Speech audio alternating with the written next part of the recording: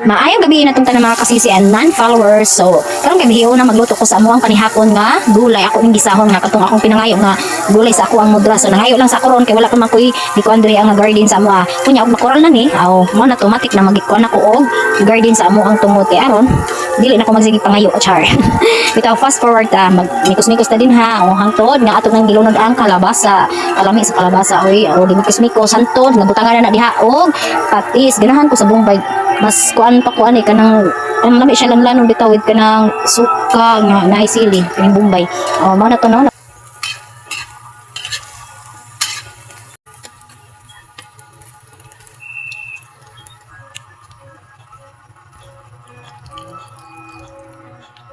So okay na ni mga kasisi, ako na ning butangan og kuan katong Chinese guy and then katong alubati. Mas ganahan pud ko na ingon ani sa gud mga kasisi. Kasi kay kuan nimo hang kaon ba? Ma-feel ang kalami char. Murag ako charas.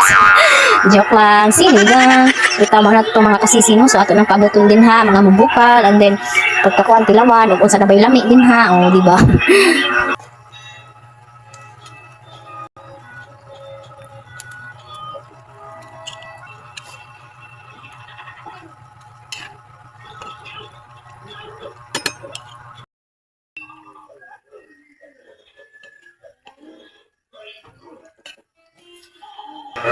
Okay na mga kasisi and then thank you for watching. Og tara mga unata.